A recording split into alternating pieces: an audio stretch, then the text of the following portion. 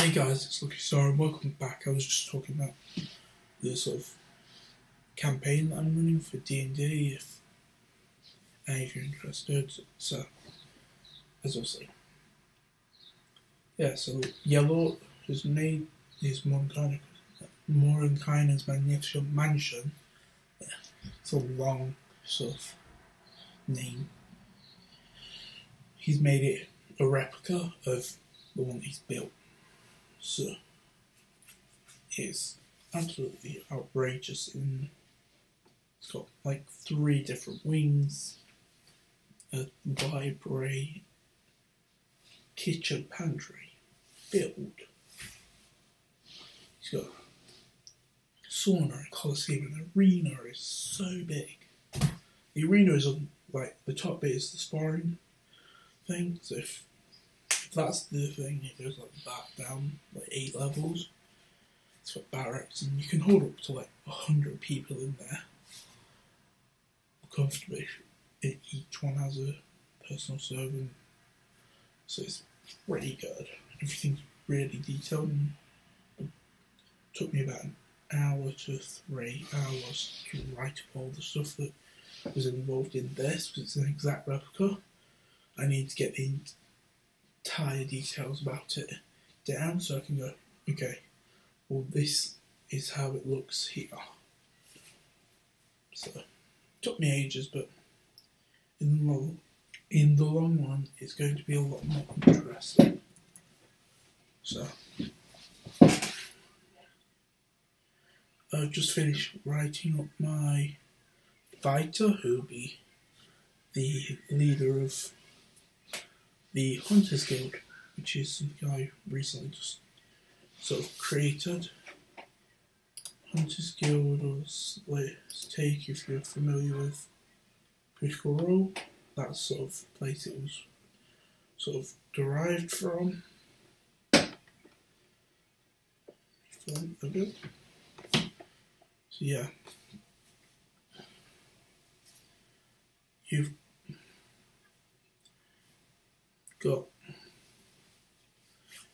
people such as a Tiefling Eldritch Fighter Rogue multiclass and a Goliath Champion Fighter Barbarian. So, raging and all that sort of stuff.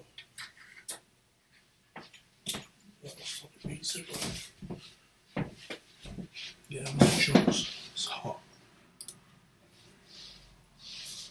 So he rages, he gets half damage on everything but psychic. So, and his name is Hurl Organ Grinder.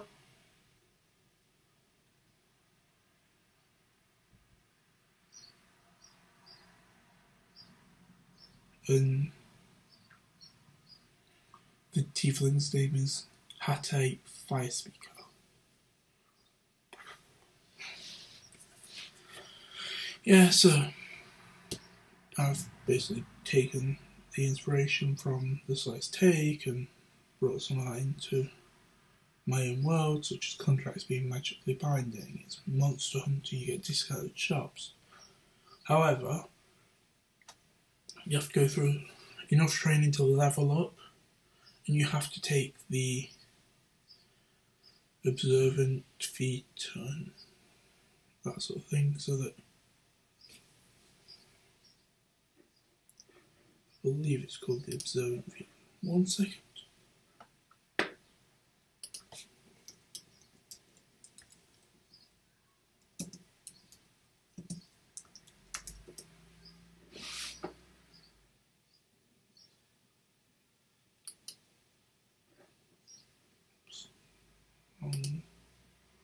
Website.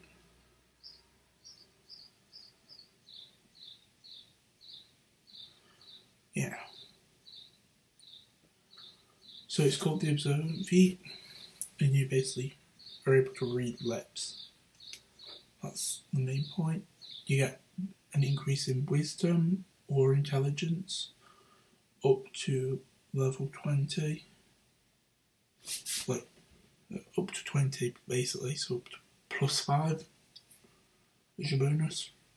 But it can't go above that. And your passive perception or passive skills, such as perception, investigation, get a +5 bonus. So it works for what the guild requires. It'd be interesting, but the group was basically started by a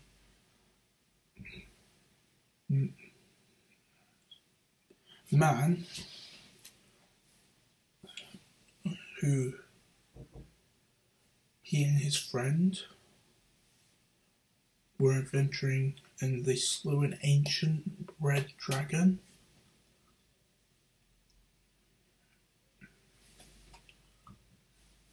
And so it became that we're quite good at this, so let's have a go at building upon this. And so they got together with a couple more friends, built the guild. Guild was just them to start with, and they would then go out one by one, doing contracts and building it up, and then it became a more regional thing. It's not worldwide. But there are a lot of branches around. Like, this is based in where Brazil would be. Then they influences spread all the way up sort of the Central Americas and sort of into the United States area. They're not worldwide yet, but they're pretty everywhere for a decent sized place. But there's legendary weapons that these guys use, that are the symbols. It's basically a big battle axe, like great axe type of thing. But on the blade, it's feathered around the tips, so it does jagged slashing damage rather than straight slash. So piercing plus slash. And does 1d12 extra fire damage. And when you fall unconscious, you return to full health. For barbarians, people that take half damage, this is like the best weapon. Because you go down, and you always have a lot of health anyways, barbarian. Back up, like, and rage again. And you just keep fighting and fighting and fighting. So it's a really legendary class weapon, so I was like, yeah, that's a bit OP, let's legendary it. So one of them in the world. Then there's another sword that's classed as a legendary weapon. And it's a one-handed scimitar known as the Steel of Cremation. Any undead or apparitions killed with it become dust. And when you're attuned to it, it does without being attuned, and then while you're attuned to it, you're immune to fire damage. Stuff like the guild taking 20% of the rewards of tax / fee.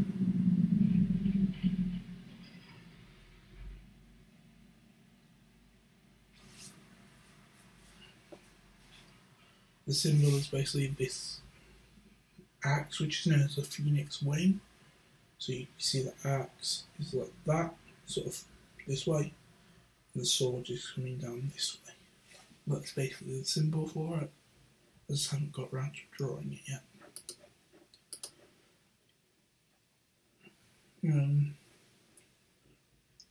There's quite a few regional branches, so within the kingdom of what would be Brazil,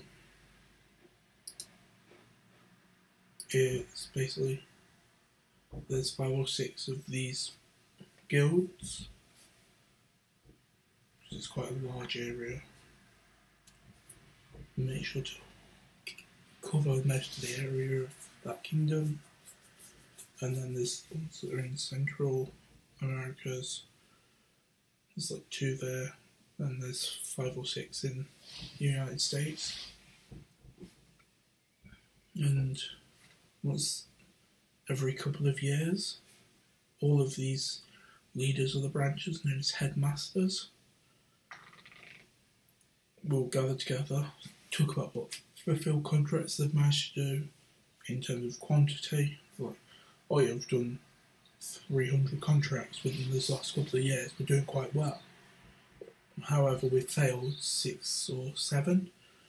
So overall, we're doing a lot of contracts and bringing a lot of money into this guild.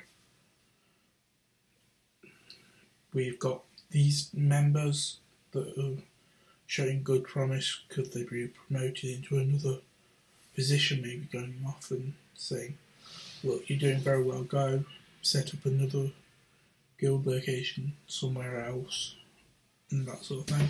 So they then become headmasters for that region, and so it becomes quite an interesting situation with new members' access automatically being granted, just saying, look, these are the members we've got, these are the people that we want to promote. And there's one person that basically runs the guild, who's in charge, and they will be elected if it's brought to a vote. Someone says, I think we should elect a no, and they're known as an eminence. And if that's brought forward, people vote, say, yes, I think we should, no, I don't think we should. And if they do then choose to, the process is like 2 weeks long, like meeting. And so they're like, okay, then these are the things that we think that this person has great potential to be the eminence, and this is why. Otherwise, if they're not voting, it's just a week they go. It's 2 days travel, really. And then they'll meet up, do the thing, vote on who they think should be promoted and that sort of thing, and then they go back.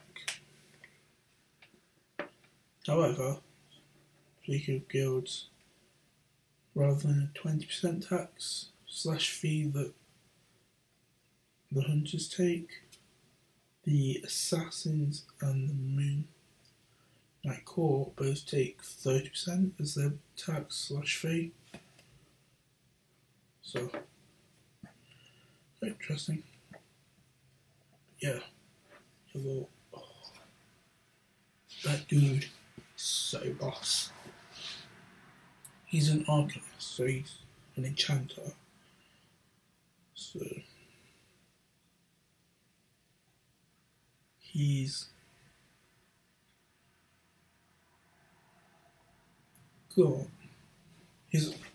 to reach these stats. Ridiculous. The staff of his that he wields is called the Frostrend staff. It's a +2 quarter staff, but it has a mixing crystal all up the top.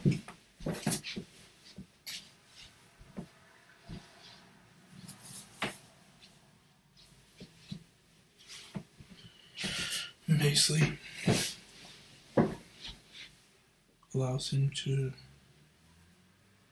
spell absorb.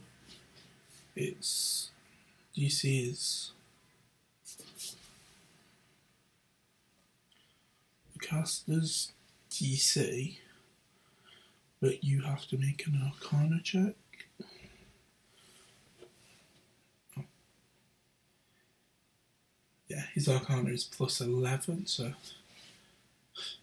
as long as you're also above a 6, he's got most of the spells, and he just nullifies it and gains that slot. So if it was a 7th level spell, it'd be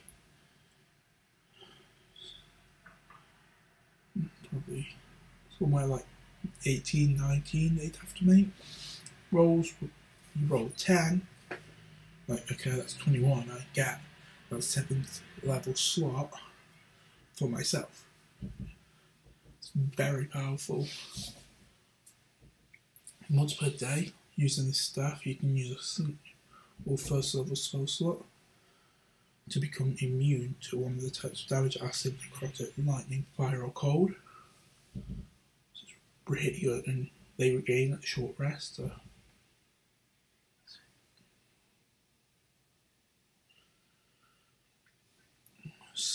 the spells that it can use are based on charges. So you've got 7 charges of Detect Thought, 3 of Dispel Magic, so you can just normally do that anyway, so you don't need a lot of them. Fireball 7th level version, 7 charges. Flaming Sphere, 2 charges. Greater Invisibility's got 5 charges. Greater Invisibility is so good.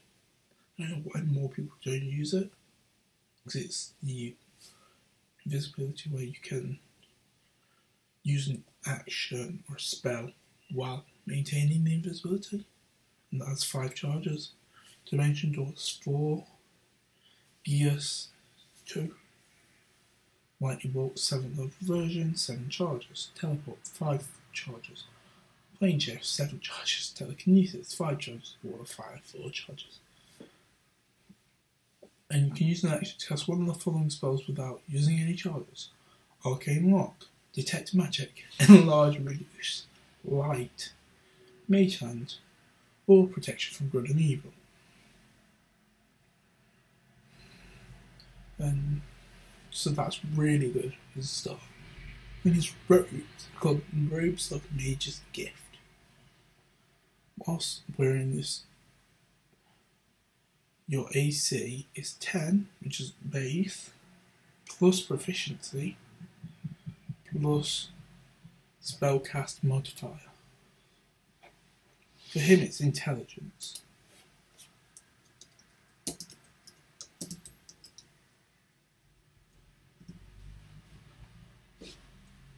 You can start up to level 9 spells, so you can put 9 first levels away and then just use them from the cloak. So the robe bit, you just go blah, blah, blah, blah, blah, blah. Boom. So you can go, okay, I want to store a Detect Magic, which is a 2nd level spell, I believe, 1st level spell. Just go, okay, boom. And then it's stored. Once you get up to 9, you can't put any more in it. It starts to hum with sort of golden energy. And that's when you know it's full. Stuff like that. On point. His main point of research is double enchants. So enchanting something once with one type of enchantment, then enchanting it again with another sort of different one. So, for example, there's some enchantments I've made up I think work because it's ancient. There's the Amulet of Attunement, which are used by the 2 leaders of the field, and as the leader of the Midnight Court and the Assassin's League. The brothers found them on a journey together. They had up to 6 attuned items. It's just ridiculous. These aren't ancient, but these are some that one of them wears. Fingerless Gloves of Dexterity. Provide advantage on any dexterity action, which is just insane. Oh, I want to acrobatics this. Advantage, boom, got it. It's outrageous.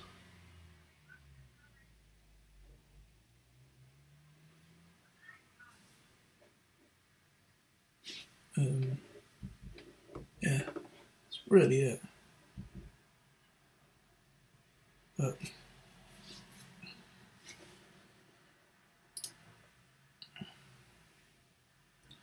yeah, it's interesting because there is a lot of time between us doing this, but I've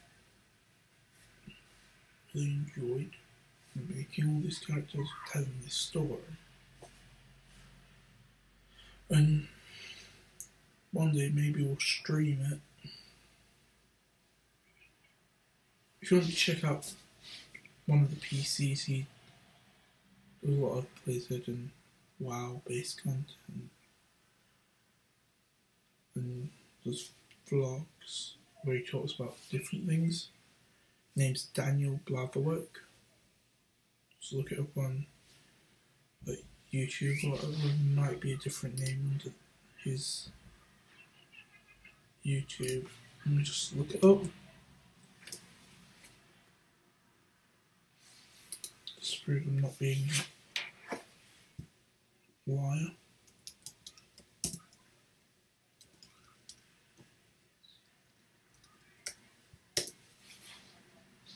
Nope, it is there. It's the first thing that comes up. So it's Daniel and then Blatherwick is BLATHERWICK. It's the first one. It says, "Hey, I'm Cynicus," or what have you. Yeah. Then another one is a hip hop artist that we know from university. He's interested in it, and then one of my friends from work. But my friend from work has got a new job, and so he's going to be moving away. So I want to get his arc point finished before he moves. Apart from that, that's just it. Thanks for watching. Don't forget, like, favourite and subscribe. I really need them right now. Just get my name out there. If you like what I do, please thumbs it up. It's important. Anyway.